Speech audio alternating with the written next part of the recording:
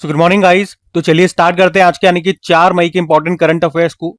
आज का पहला इंपॉर्टेंट प्रश्न ये रहा आपके सामने कि अभी हाल ही में नीति आयोग के पूर्णकालिक सदस्य के रूप में अभी किसे नियुक्त किया गया है। तो ऑप्शन में अगर देखेंगे तो सही उत्तर होगा डॉक्टर आर बालसुब्रमण्यम। एक्चुअली में 2 जनों को नियुक्त किया गया है, पूरी बात मैं आपको बताता हूं। आप जानते हो सरकार का थिंक टैंक है, सोचने विचारने वाली एक संस्था है जो देश की नीतियों यानी कि पॉलिसीज को बनाने में मदद करती है। और अभी केंद्र सरकार ने 2 नए लोगों को नीति आयोग का पूर्णकालिक सदस्य फुल टाइम मेंबर बनाया है। उन दोनों के नाम है डॉक्टर आर बालसुब्रमण्यम और दूसरी हैं जोरम अनिया। दोनों की थोड़ी थोड़ी हम बात कर लेते हैं। तो जोरम अनिया की पहले बात करें, अरुणाचल प्रदेश की शिक्षाविद है, टीचर है, रिसर्चर है और ये निशी जो समुदाय है उसकी पहली महिला पीएचडी होल्डर है। उसके अलावा हिंदी में पीएचडी करने वाली राज्य की पहली महिला है। तो इनका चयन इसलिए खास हो जाता है क्योंकि इनकी नियुक्ति से, इनके आने से उत्तर पूर्व भारत को भी राष्ट्र स्तर पर प्रतिनिधित्व मिला है। और दूसरी नियुक्ति है डॉक्टर आर बालसुब्रमण्यम की। वे पब्लिक पॉलिसी एक्सपर्ट और समाज सेवी हैं। वे स्वामी विवेकानंद यूथ मूवमेंट के संस्थापक भी रहे। उसके अलावा वे जमीनी स्तर, ग्राउंड लेवल से लेकर बड़े पॉलिसी स्तर तक काम करने का अनुभव रखते हैं। तो इनकी नियुक्तियां इंपॉर्टेंट है। तो अगर आप देखेंगे आज तक टोटल नीति आयोग में टोटल अभी कितने फुल टाइम मेंबर हो चुके हैं? 7 हो चुके। सातों के साथ मैं आपको नाम बता देता हूँ। केवी राजू, एम श्रीनिवास, अभय करंदीकर, गोवर्धन दास, राजीव गोबा और आज जो हमने नए पढ़े आर बालसुब्रमण्यम और जोरमनिया। तो नीति आयोग में 5 ये फुल टाइम मेंबर है, सॉरी 7, अब 7 हो गए, 7 फुल टाइम मेंबर हैं। सबके नाम मैंने आपको यहाँ पे शो कर दिए। अभी जो लेटेस्ट नियुक्ति हुई है उन दोनों के नाम है जोरम अनिया और डॉक्टर आर बालसुब्रमण्यम। अब नीति आयोग में बने हैं तो नीति आयोग की बात कर लेते हैं। नीति आयोग जिसे योजना आयोग के स्थान पर लाया गया था, कब? 1 जनवरी 2015 को। और इसके जो अध्यक्ष होते हैं वो भारत के प्रधानमंत्री होते हैं। इसकी फुल फॉर्म क्या होती है? National institution for transforming India. अभी नए उपाध्यक्ष भी बन गए थे, कौन? अशोक लाहिड़ी जी। और नई सीईओ बनी है निधि छिब्बर, इनके पास एडिशनल चार्ज आया है। अब नीति आयोग से कुछ करंट अफेयर्स के प्रश्न मैं आपको रिवाइज कराता हूँ कि किन किन कारण से ये न्यूज में बना रहा। नीति आयोग के महिला उद्यमिता चैप्टर में शामिल होने वाला पहला राज्य तेलंगाना बना था। नीति आयोग के अभी जो दूसरा राजकोषीय स्वास्थ्य सूचकांक आया था उसमें पहले स्थान पर उड़ीसा है। नीति आयोग ने किसकी अध्यक्षता में एम्स के आधुनिकीकरण के लिए समिति का गठन किया था? V K Paul. Frontier tech hub ये लॉन्च किया नीति आयोग ने। नीति आयोग का पूर्णकालिक सदस्य राजीव गौबा। और नीति आयोग ने ट्रेड वॉच नाम से एक रिपोर्ट जारी की थी। नीति आयोग के उत्तर पूर्वी क्षेत्र सतत विकास लक्ष्य सूचकांक 2023-24 में कौन सा जिला टॉप पर रहा? मिजोरम का हनहतियाल। पहला इंडिया इलेक्ट्रिक मोबिलिटी इंडेक्स ये जारी किया नीति आयोग ने। वर्क फॉर विकसित भारत पोर्टल इन्होंने लॉन्च किया। नीति आयोग ने मिजोरम को भारत का जिंजर कैपिटल घोषित किया। नीति आयोग के अटल इनोवेशन मिशन ने अभी तेलंगाना में 2 नए इनिशिएटिव शुरू किए थे। एक तो है अटल टिंकरिंग लैब सारथी और दूसरा है मेंटोर इंडिया अकेडमी। और नीति आयोग ने एक नया प्लान बनाया जिसका नाम है DPI@2047, जिसका लक्ष्य है 2047 तक भारत को $30 ट्रिलियन की बड़ी अर्थव्यवस्था बनाना है। इन सब कारण से न्यूज में बना हुआ है नीति आयोग। ध्यान में रखना। अगला प्रश्न देखते हैं। फिर अगले में पूछ रहे हैं कि भारत में महिलाएं और पुरुष 2025 रिपोर्ट के अनुसार वर्ष 2021 से 23 में जन्म के समय लिंगानुपात कितना हुआ है इस रिपोर्ट के अनुसार? अच्छा, पहले बात करें रिपोर्ट जारी किसने की है, क्या है, सब कुछ बताता हूं उसके बारे में। अभी सांख्यिकी और कार्यक्रम कार्यान्वयन मंत्रालय, और आपको पता है इस मंत्रालय के मंत्री कौन है? राव इंद्रजीत सिंह है। तो ये जो मंत्रालय है हर साल एक रिपोर्ट निकालता है जिसका नाम है भारत में महिलाएं और पुरुष। अभी 2025 के लिए ये रिपोर्ट आई है और इसका ये 27वां संस्करण हुआ है जारी। कहां पर जारी हुआ है? भुवनेश्वर उड़ीसा में इसको जारी किया गया। इसकी थीम है विकास के लिए डेटा। तो इस रिपोर्ट में क्या बताया जाता है कि भारत में महिलाएं और पुरुष किन किन क्षेत्रों में कैसे आगे बढ़ रहे हैं या पीछे हैं। जैसे कि पढ़ाई के सेक्टर में, नौकरी में, स्वास्थ्य में, जनसंख्या आदि में महिला और पुरुष को लेकर के डेटा जारी किया जाता है। तो कुछ इंपॉर्टेंट डेटा है वो मैं आपको बताता हूँ। जैसे कि जन्म के समय लिंगानुपात की अगर हम बात करते हैं तो 2017 से 19 तक में अगर बात करते हैं तो 1000 लड़कों पर 904 लड़कियां पैदा होती थी। और अब 2021 से 2023 तक में अगर बात करते हैं तो ये संख्या बढ़कर के हो गई है 917। मतलब लड़कियां जो पैदा हो रही हैं वो बड़ी हैं, उसमें इंक्रीमेंट हुआ है। पहले 904 थी, अब कितनी हो गई? 917 हो गई 1000 लड़कों पर। इसका मतलब क्या हो गया? लड़कियों को अब ज्यादा महत्व मिलने लगा है, लोग अब ज्यादा जागरूक हो रहे हैं। अब धीरे धीरे लोगों को समझ में आ रहा है कि जो काम लड़के कर सकते हैं वो लड़कियां भी कर सकती। पुरानी अवधारणाएं खत्म हो रही है। अच्छा, सर्वाधिक अगर लिंगानुपात की बात करेंगे तो अरुणाचल प्रदेश में है कितना? 1000 लड़कों पर 1085 लड़कियां। और सबसे कम झारखंड में है कितना? 899। वहीं नौकरियों में महिलाओं की भागीदारी देखें तो वो भी बड़ी है, खासकर गांव में। गांव की महिलाओं की नौकरी या काम करने में जो भागीदारी है उसमें इंक्रीमेंट देखने को मिला है। 2022 में परसेंटेज में बात कर रहे हैं कि महिलाओं की नौकरी में जो हिस्सेदारी थी वो थी 37.5%। 2025 में ये बढ़कर 45.9% हो गई है। मतलब अब ज्यादा महिलाएं काम कर रही है। उसी तरह से उच्च शिक्षा में अगर बात करते हैं तो 2021-22 के डेटा के हिसाब से बात करेंगे तो उसमें लड़कियां देखी गई थी 28.5%। लेकिन 2022-23 में हमने जो उच्च शिक्षा में लड़कियों का आकलन किया वो कितना आया? 30.2%। यानी कि लड़कियां बड़ी हैं। लड़कों का भी बता दिया, वैसे लड़के भी बड़े हैं। 28.3 उस वक्त है, 28.9, लेकिन ज्यादा लड़कियां बड़ी हैं।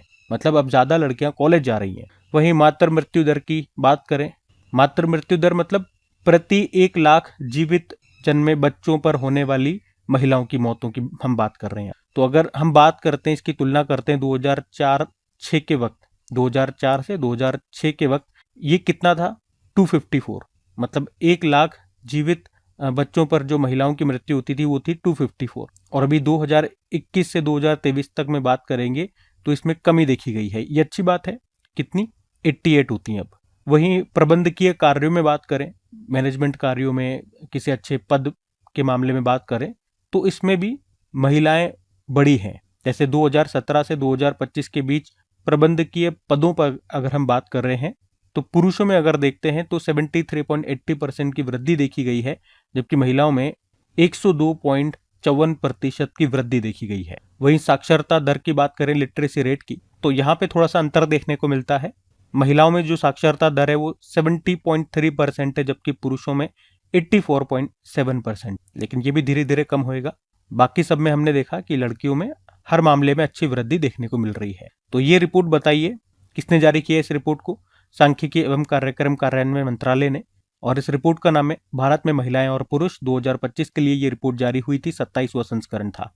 कहाँ जारी हुई थी? भुवनेश्वर, उड़ीसा में। थीम मैंने आपको बताई दिया। तो ये जिस भी टॉपिक पे रिपोर्ट थी हर मामले मैंने आपको डिस्क्राइब कर दिया। ध्यान में रखना। अगला प्रश्न देखते हैं। फिर अगले में पूछ रहे हैं, हाल ही में केंद्रीय मंत्री हैं शिवराज सिंह चौहान, कृषि मंत्री हैं, और अभी इन्होंने प्रधानमंत्री ग्राम सड़क योजना 4th मतलब इसका 4था चरण अभी शुरू किया। कहाँ? तो आंसर होगा उड़ीसा में। तो हमारे केंद्रीय कृषि मंत्री शिवराज सिंह चौहान ने अभी 1 मई को उड़ीसा के रायगढ़ में प्रधानमंत्री ग्राम सड़क योजना के 4थे चरण की शुरुआत की है।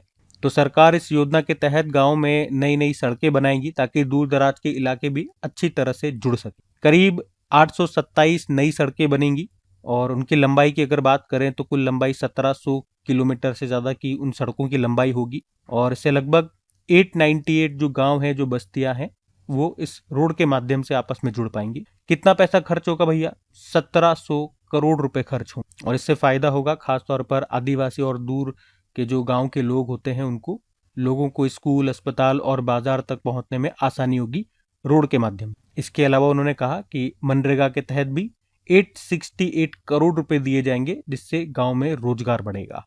अच्छा, ये जो योजना है ना, प्रधानमंत्री ग्राम सड़क योजना, कई बार पूछा जाता है इसकी शुरुआत कब हुई थी? 25 दिसंबर सन 2000 को ये शुरू हुई थी। उस समय जो तत्कालीन प्रधानमंत्री थे अटल बिहारी वाजपेयी जी, उन्होंने इसको शुरू किया। अभी इसका ये 4था चरण शुरू हुआ उड़ीसा में। तो ये ध्यान में रखना। अगला प्रश्न देखते हैं। अच्छा, आज मैं आपको जिस तरह से हमेशा रिवाइज करवाता हूँ चीज़ों को भर भर के, उस तरह से इतना डिटेल में रिवाइज नहीं कराऊंगा, लेकिन फिर भी कोशिश करूंगा जहां मेरे से पॉसिबल होगा उतना मैं आपको रिवीजन कराऊंगा।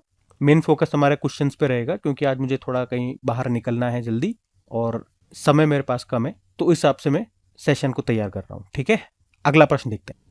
फिर अगले में देखो क्या पूछ रहे हैं। अभी हाल ही में एपिडा ने देश के पहले बासमती और ऑर्गेनिक ट्रेनिंग सेंटर के लिए अभी किसके साथ समझौता किया? तो आंसर होगा इसका उत्तर प्रदेश। तो अभी एपिडा ने उत्तर प्रदेश के पीलीभीत में एक खास केंद्र बनाने का फैसला किया है, एक सेंटर बनाएगा।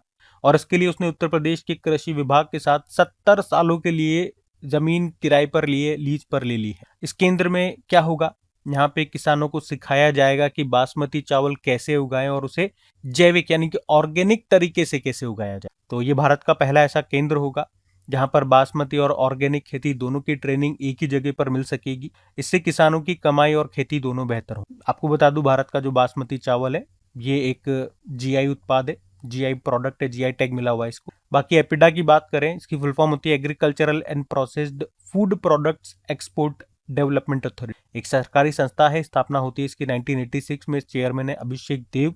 काम क्या होता है, भारत के कृषि उत्पाद जैसे चावल, फल वगैरह, इनको विदेशों में बेचना, एक्सपोर्ट करने में ये मदद करता है। तो इतना ये ध्यान में रखना है। अगला प्रश्न देखते हैं। देखो फिर अगले में क्या पूछ रहे हैं, अभी हाल ही में देश की पहली ट्रांसजेंडर क्रिकेट अंपायर कौन बनी है? तो आंसर होगा ऋतिका श्री। ये तमिलनाडु से हैं, तमिलनाडु की हैं ये ऋतिका श्री, और अभी ये भारत की पहली ट्रांसजेंडर क्रिकेट अंपायर बन गई है। इतना सा याद रखना है। अगर पूछे भारत की पहली ट्रांसजेंडर क्रिकेट अंपायर कौन बनी थी, तो ऋतिका श्री, और कहां से बिलोंग करती हैं, तो तमिलनाडु से बिलोंग कर। उसी तरह से कुछ और ट्रांसजेंडरों से संबंधित प्रश्न है, मैं आपको एक बार रिवाइज करवा देता हूँ। झारखंड में पहली बार transgender CHO community health officer बनी थी अमीर महतो। बिहार की पहली ट्रांस वुमेन सब इंस्पेक्टर मानवी मधु कश्यप बनी थी। दक्षिण रेलवे की पहली ट्रांस वुमेन टीटी बनी थी सिंधु गणपति। भारत की पहली ट्रांसजेंडर कम्युनिटी डेस्क को स्थापित किया गया कहां पर? तेलंगाना में। और international transgender day of visibility ये मनाया जाता है 31 मार्च को। भारत की पहली ट्रांसजेंडर सब इंस्पेक्टर मानवी मधु कश्यप बनी थी बिहार में। ये शायद ऊपर भी हमने प्रश्न देख लिया, वही है। केरल सरकार ने ट्रांसजेंडर समुदाय को रोजगार प्रदान करने के लिए प्राइड योजना शुरू की थी। ये प्रश्न आ भी चुका है एग्जाम में। पहली बार अखिल भारतीय ट्रांसजेंडर सम्मेलन का आयोजन किया गया था अजमेर में। महिला क्रिकेट में ट्रांसजेंडरों पर किसने रोक लगा दी, प्रतिबंध लगा दिया था? इंग्लैंड क्रिकेट बोर्ड ने।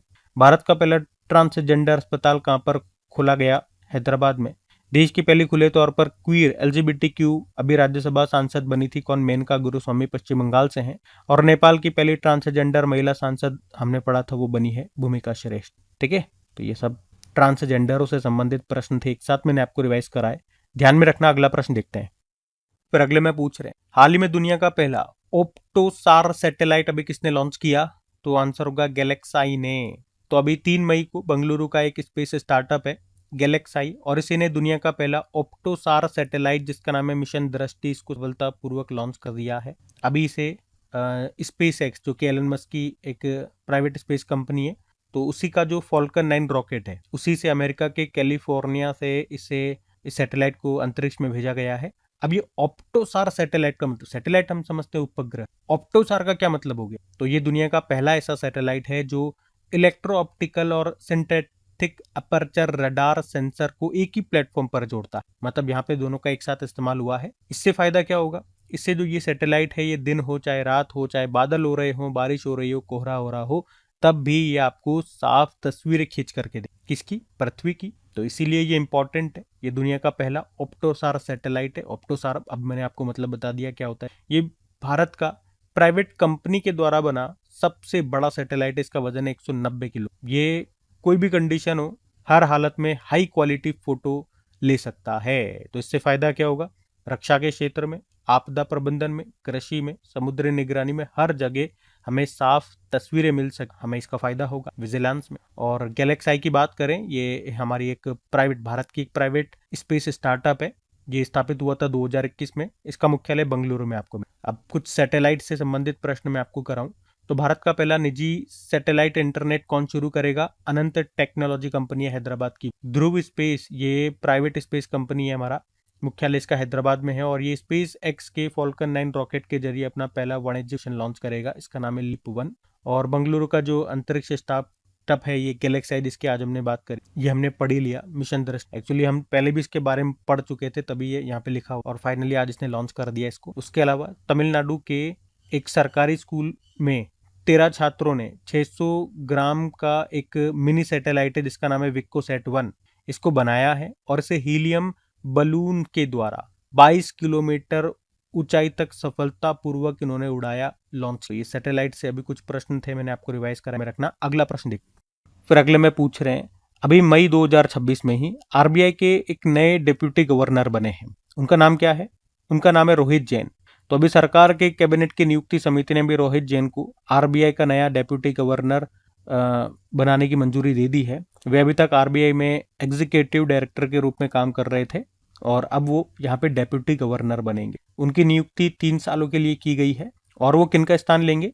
टी रविशंकर का, जिनका भी कार्यकाल समाप्त हो चुका है। ठीक है, आरबीआई की बात कर लें। देखो पहले तो ये हमेशा मैं आपको आरबीआई के 4 डेप्यूटी गवर्नरों के नाम रिवाइज कराता हूँ।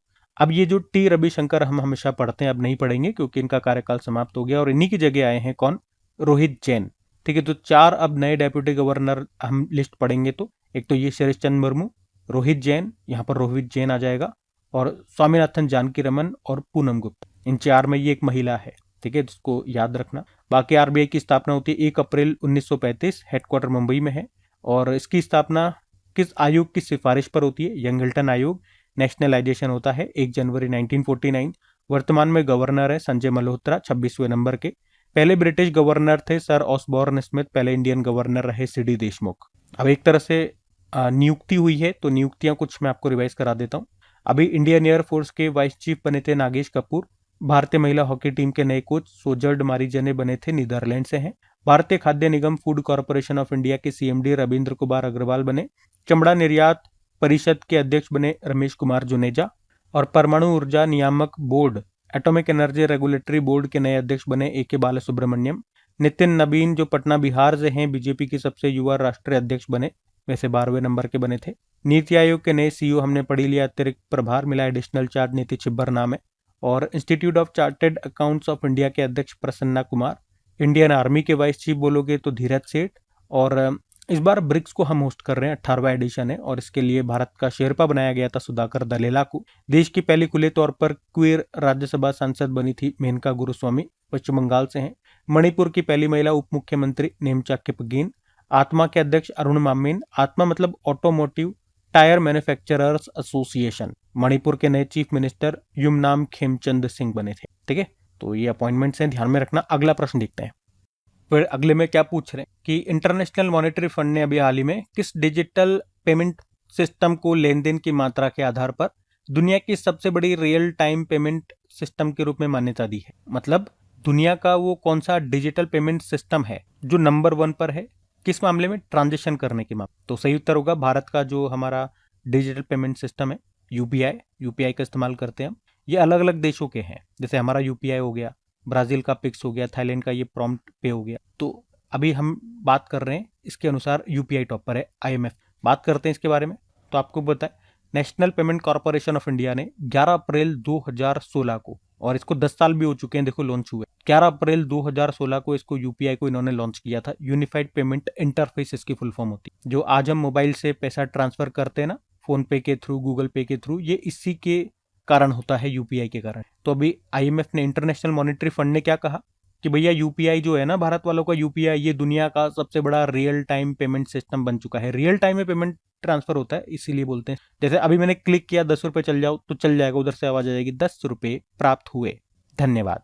तो रियल टाइम में पेमेंट ट्रांसफर हो जाता है। तो इन्होंने कहा कि ये दुनिया में नंबर 1 पर है। मतलब जितने भी दुनिया में तुरंत पैसा भेजने वाले जो भी सिस्टम है, उनमें लगभग 49% जो लेन देन है वो अकेला यूपीआई संभालता है। मतलब लगभग आधा दुनिया का काम यूपीआई कर रहा है। बहुत तेजी से इस्तेमाल हो रहा है। हर दिन करीब 66 करोड़ ट्रांजैक्शन इसके माध्यम से हो रहे हैं, और रोज लगभग 0.86 लाख करोड़ का लेन देन हो रहा है, या यूं कह दूं 86,000 करोड़ रुपए का लेन देन इसके माध्यम से डेली का ही है। तेजी से बढ़ रहा है। 10 साल हो गए ना, मैंने कहा 10 साल हो गए इसको अभी तक पूरे। 2016 में लॉन्च हुआ था अप्रैल। ठीक है, तो 10 सालों में यूपीआई 12,000 गुना बढ़ गया, क्योंकि अब साल में 24,000 करोड़ से ज्यादा ट्रांजैक्शन इसके माध्यम से हो रहे हैं। हर जगह उपयोग हो रहा है। 700 से ज्यादा बैंक इससे जुड़ चुके हैं। और जो छोटे पेमेंट होते हैं, 500 रुपए से कम के जो भी पेमेंट्स होते हैं, 100 रुपए के, 50 रुपए के, 20 रुपए के, सब्जी लेने जाते हो आप, ठीक है, वहां पे हम यूपीआई का इस्तेमाल करते हैं मैक्सिमम लोग। तो जो छोटे पेमेंट्स होते हैं वो तो हर कोई करता है, तो वहां पे इसका बहुत ज्यादा इस्तेमाल होता है। मतलब भारत का जो टोटल डिजिटल पेमेंट है उसका 85% आपका यूपीआई से हो रहा है। यूं समझ लो 100 रुपए हम इधर उधर ट्रांजेक्शन में कर रहे हैं, उसमें 85 रुपए यूपीआई से हो रहा है, यूं समझो। और सबके लिए आसान है, चाहे वो गरीब हो, अमीर हो, गाँव हो, शहर हो, सब इस्तेमाल कर रहे हैं। बस आपके पास मोबाइल और इंटरनेट होना। ठीक है, तो ये आईएमएफ ने बताया, वो सारी बात मैंने आपको बता दी है। आईएमएफ की बात कर लेते हैं। इंटरनेशनल मॉनेटरी फंड स्थापना होती है 1 जुलाई 1944 में 1944, और इसका सबसे लेटेस्ट 191 नंबर का भी सदस्य बना था 2024 में ही। कौन सा? लिंकटेनस्टाइन ये कंट्री है। इसका हेडक्वार्टर मिलेगा आपको वॉशिंगटन डीसी में। मैनेजिंग डायरेक्टर क्रिस्टलिना जॉर्जीवा हैं, और अभी एग्जीक्यूटिव डायरेक्टर बने थे उर्जित पटेल। याद रखना, आईएमएफ ही वर्ल्ड इकोनॉमिक आउटलुक रिपोर्ट जारी करता है, ग्लोबल फाइनेंशियल स्टेबिलिटी रिपोर्ट जारी करता है, और फिस्कल मॉनिटर रिपोर्ट भी ये जारी करता है। ठीक है, अब ध्यान में रखना बातें। अगला प्रश्न हम देखते हैं। फिर अगले में देखो क्या पूछ रहे हैं कि नीति आयोग, वापस से नीति आयोग पढ़ रहे हैं। नीति आयोग की एक रिपोर्ट आई जिसके अनुसार भारत के 47 मिलियन प्लस शहर देश की जीडीपी में लगभग कितने प्रतिशत का योगदान देते हैं? तो आंसर होगा 60%। तो पढ़ते हैं इसके बारे में, कौन सी रिपोर्ट है, क्या है ये। तो नीति आयोग ने अभी एक रिपोर्ट जारी की है, उसका नाम है moving towards effective city government, a framework for million plus cities. ये इन्होंने रिपोर्ट जारी की है। अब क्या बताया इस रिपोर्ट में? इस रिपोर्ट में बताया कि भारत में 10 लाख से ज्यादा आबादी वाले 47 बड़े शहर हैं, और ये शहर देश की अर्थव्यवस्था के इंजन जैसे हैं। क्यों महत्वपूर्ण है ये शहर? क्योंकि ये अकेले ही देश की करीब 60% जीडीपी बनाते हैं। हमने पढ़ा, प्रश्न भी यही था, 60% जीडीपी में योगदान देते हैं ये बड़े शहर, और इन शहरों में देश की लगभग 1/3 शहरी आबादी निवास करती है। मतलब ये शहर अगर अच्छे से चलेंगे तो पूरे देश तेजी से आगे बढ़ेगा। लेकिन समस्या भी है। क्या समस्या है? कि इन शहरों को चलाने वाली जो व्यवस्था है, जो गवर्नेंस है, वो मजबूत नहीं है। नगर निगमों के पास खुद का पैसा नहीं होता, मतलब होता है तो कम होता है। इस तरह से वो प्रॉपर तरीके से काम नहीं कर पाती है, वो हमेशा राज्य सरकारों के ऊपर निर्भर रहती है। और जो अलग अलग विभाग हैं वो अलग अलग तरीके से बटे हुए हैं, इसके कारण काम सही से नहीं हो पाता। ये तो इन्होंने समस्या बता दी इस रिपोर्ट में, साथ में समाधान भी बताए हैं कि क्या हो सकता है। सबसे पहले तो इन्होंने कहा कि शहरों के जो मेयर होते हैं वो मजबूत हों, मतलब जनता जो है सीधे मेयर को चुने, उनका एक फिक्स्ड टेन्योर हो, ताकि जो फैसले हैं वो जल्दी से और सही तरीके से हो सके। सभी सेवाएं एक ही जगह पर उपलब्ध हों, पानी की सेवा, सफाई, ट्रांसपोर्ट जैसी जो सेवाएं हैं वो एक ही संस्था के पास हो, जैसे नगर निगम संभालती हो। तो काम में आपस में तालमेल होगा तो बेहतर तरीके से काम हो सकेगा। उसके अलावा पैसों की व्यवस्था मजबूत हो, मतलब नगर निगम खुद कमाई करे, खुद की कमाई बढ़ाए, जैसे वो टैक्स ले, म्यूनिसिपल बॉन्ड वगैरह बाजार से पैसा जुटाए, तो उसके पास पैसा आएगा तो वो अच्छे से काम कर पाएगी, उसे दूसरे पर निर्भर नहीं होना पड़ेगा, वरना काम रुक जाते हैं फिर। ठीक है, तो ये इन्होंने समस्याएं बताई है, उसका सुझाव भी दिया है। तो नीति आयोग यही करता है, सुझाव देने का काम करता है, वो इन्होंने कर दिया। ठीक है, तो रिपोर्ट हमने देख ली और सब बातें मैंने आपको बता दी, जो भी इसमें से पॉइंट्स इंपॉर्टेंट पॉइंट्स निकलते हैं। ठीक है, नीति आयोग के बारे में आपको पीछे बता ही चुका हूं। तो अभी अगले प्रश्न की ओर बढ़ते हैं। फिर अगले में पूछ रहे हैं, अभी हाल ही में विश्व ट्यूना दिवस ये कब मनाया गया? तो आंसर होगा 2 मई को। तो वर्ल्ड ट्यूना डे हर साल 2 मई को मनाया जाता है। इसका उद्देश्य है ट्यूना मछली के महत्व और उसके संरक्षण के बारे में लोगों को जागरूक करना। यूनाइटेड नेशन जनरल असेंबली ने 2016 में इसको घोषित किया था, पहली बार 2017 में इसको मनाना शुरू किया। ट्यूना मछली की बात करें, खाने में पौष्टिक होती है। जो लोग नॉनवेज वगैरह खाते हैं उनके हिसाब से देखें तो खाने में पौष्टिक होती है। ओमेगा 3 विटामिन मिनरल्स ये सब इसमें मिलते हैं, और ये कई देशों की अर्थव्यवस्था और मछुआरों की कमाई का बड़ा स्रोत होता है। लेकिन जरूरत से ज्यादा मछली पकड़ना, ओवरफिशिंग करना, ये बहुत खतरनाक है। इससे कुछ प्रजातियां जैसे ब्लूफिन टूना वगैरह ये खतरे में आ गई है। ऐसे ही ओवरफिशिंग होती रहेगी तो आज तो मछलियां खा रहे हैं, कल खाने को मछलियां नहीं मिलेंगी। यही इसको मनाने का उद्देश्य होता है, वर्ल्ड ट्यूना डे 2 मई को। और अभी 1 मई को हमने श्रम दिवस, लेबर डे के रूप में भी बनाया था, वो भी ध्यान में रखना है। बाकी ये थी आज की हमारी करंट अफेयर्स की क्लास। कमेंट करके जरूर बताना सेशन आपको कैसा लगा। अच्छा लगे तो प्लीज इसे अपने दोस्तों के साथ में स्टडी ग्रुप में शेयर जरूर कीजिएगा। वीडियो को लाइक जरूर करना है, इसे सपोर्ट जरूर करें। बाकी डेली इसकी PDF आपको मिल जाती है। प्रैक्टिस के लिए जो क्विज होती है, मॉक टेस्ट होता है, वो आप लगाएं, रिविजन आपका होता रहेगा। फ्री में अवेलेबल होती है क्विज, कहाँ पर? अपनी क्रैक एग्जाम एप्लीकेशन पे, जिसका लिंक डिस्क्रिप्शन बॉक्स में गिवन है। बाकी चलो अभी कल के करंट अफेयर्स का हम क्विक रिवीजन कर लेते हैं और सेशन एंड करते हैं। तो कल पहला प्रश्न पूछा था, शून्य उत्सर्जन वाली दुनिया की पहली कोयला बैटरी ये किसने बनाई है? तो आंसर होगा चाइना ने। फिर अगले में आपसे पूछा कि प्रोजेक्ट 17A के तहत निर्मित कौन सा स्वदेशी उन्नत स्टील्थ फ्रिगेट को अभी भारतीय नौसेना में शामिल किया गया? महेंद्रगिरी।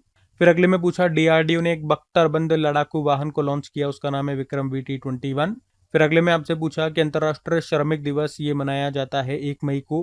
फिर पूछा अभी आपदा के समय तुरंत प्रतिक्रिया देने के लिए खुआरल नाम से एक मोबाइल एप्लीकेशन लॉन्च किया मिजोरम ने।